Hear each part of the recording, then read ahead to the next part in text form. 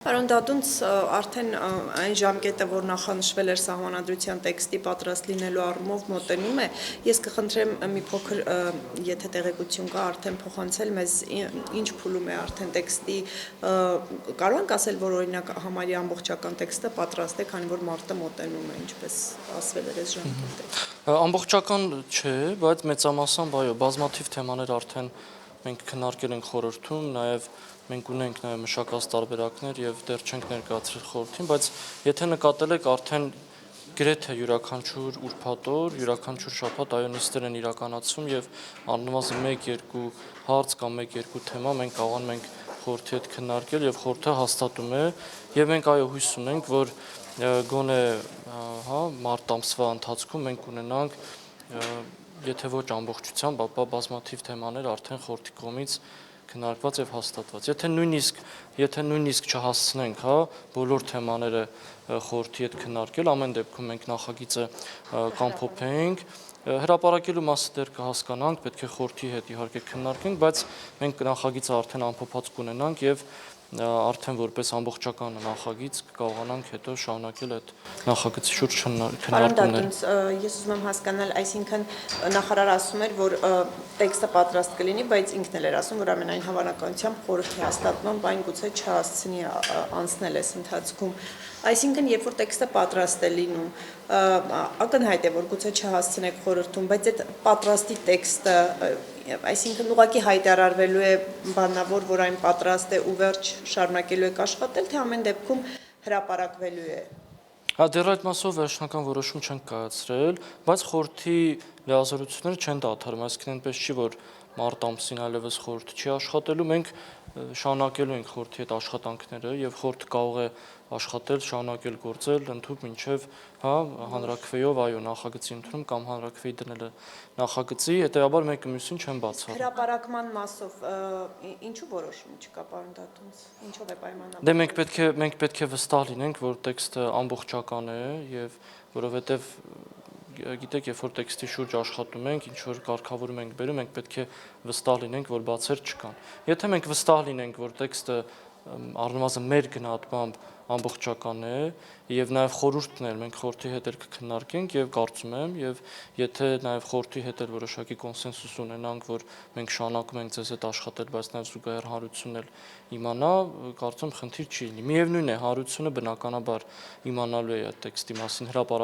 հրապարակվելու է ինչ-որ փուլում, որովհետեւ մենք պետք է հանրության հետ աշխատենք, մենք նաեւ հանրային իրազեկումների պլանն ենք նաև խորհրդի ներկայացրել, խորհուրդը հաստատել է եւ առանց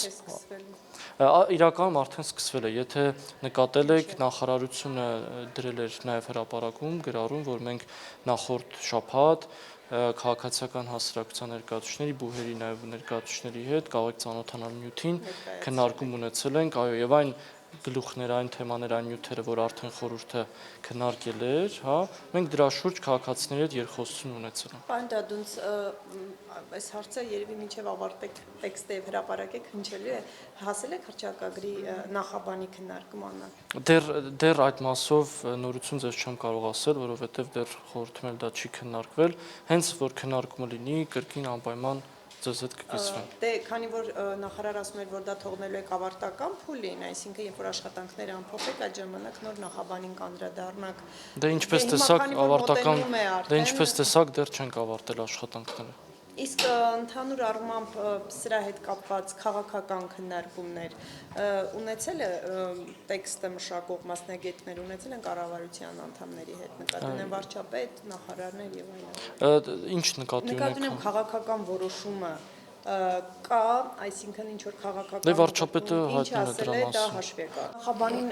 չանդրադառնալը կամ դա վերջին փուլին թողնելը, այսպես ձգձգելը հնարավոր է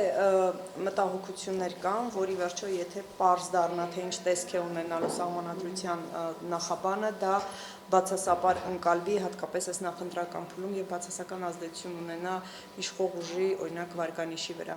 Նման քննարկումներ մտահոգություններ չեն եղել, մենք մեր աշխատանքը իրականացնում ենք եւ կան դրույթներ, հատկապես սահմանադրության այնպիսի դրույթներ, որոնք հիմնարար նշանակություն ունեն ընդհանուր դրույթները, դրանք հնարավոր է անդրադառնալ, երբ որ ամբողջ պատկերը դու ունես եւ ամբողջ մնացած մյուս գլուխներում կամ մյուս թեմաների շուրջ գիտես, հա, կամ գիտենք ինչ ենք անելու, ինչ ենք փոխելու եւ այդ ամեն ինչը արդեն իմի բերելով նաեւ այդ ընդհանուր դրույթներն ենք անդրադառնում։ Հետեւաբար մեկը մյուսի հետ